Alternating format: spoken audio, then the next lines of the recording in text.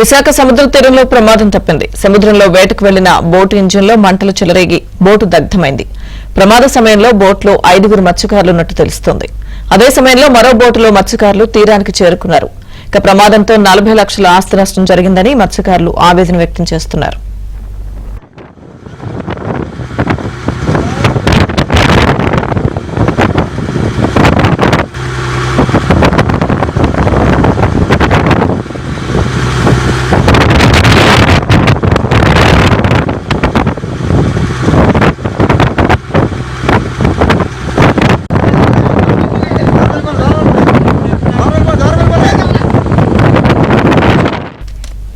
విశాఖ సముద్ర తీరంలో ప్రమాదం తప్పింది. సముద్రంలో వేటకు వెళ్లిన బోటు ఇంజిన్లో మంటలు చెలరేగి బోటు దగ్ధమైంది.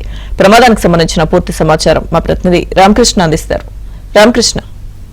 లక్ష్మీదుర్గ ఈ రోజు విశాఖపట్నం సముద్రంలోని వేటకి వెళ్లిన బోటుకు ప్రమాదం జరిగింది. వేటకి వెళ్తున్న సమయంలోని ఇంజిన్ లోని సాంకేతిక పరమైన లోపం తలెత్తడంతో మంటలు వచ్చాయి. దీంతో దట్టమైన పొగలు కూడాను ఏర్పడ్డాయి. వెంటనే అక్కడున్న లోపల ఉన్న ఆ సమయంలో ఉన్న 5గురు కూడాను తమ ప్రాణాలను రక్షించుకొని సురక్షితంగాను బయటపడ్డారని చెప్పవచ్చు. అది ప్రమాదం జరుగుతున్న సమయంలోని ఆ పక్కనే ఉన్న మరొక బోటు కూడా ఉన్నది. ఆ బోట్లోకి వీరందరూ కూడాను సురక్షితంగా వచ్చేశారు.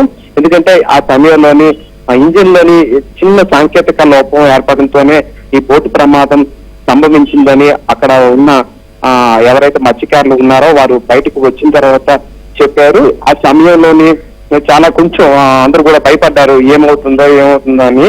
అయితే అందరూ కూడాను ఈత రావడంతో మరొక బోట్లోని దగ్గర బోట్లోని వెళ్లి అక్కడ ప్రాణాలు రక్షించుకున్నారు.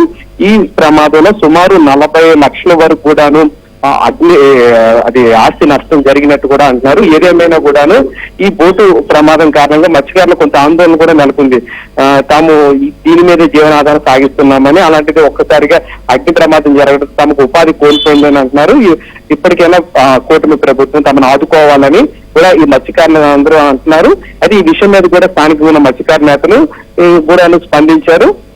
ఇటువంటి ప్రమాదాలు జరగకుండా కట్టుదిట్టమైన చర్యలు తీసుకోవాలి. అలాగే అన్ని బోట్లు కూడాను మంచి కండిషన్ ఉండే విధంగా చూడాలి. ఇటువంటి సాంకేతిక లోపాలు కూడా తలెత్తకుండా చూస్తే ఇటు భవిష్యత్తులో ఇటువంటి ఘటనలు జరగవని అంటున్నారు. ఏదేమైనా కూడా ఈ ఘటనలోని కేవలం అగ్ని ప్రమాదం జరిగింది కాబట్టి అందరూ ఊపిరి పీల్చుకున్నారు. ఎటువంటి ప్రాణ నష్టం జరగలేదు. అంతా ఊపిరి పీల్చుకుంటారు. మొత్తం మీద చూస్తుంటే 5గురు కూడా సురక్షితంగా బయటపడడం చాలా హర్షం, వీళ్ళందరూ సంతోషం వ్యక్తం చేస్తున్నారు తోటి మత్స్యకారులు అందరూ. ఎందుకంటే అంత పెద్ద ప్రమాదంలో కూడాను సురక్షితం బయటకు రావడంపై. Lakshmidurga. Right. Thank you Ramakrishna.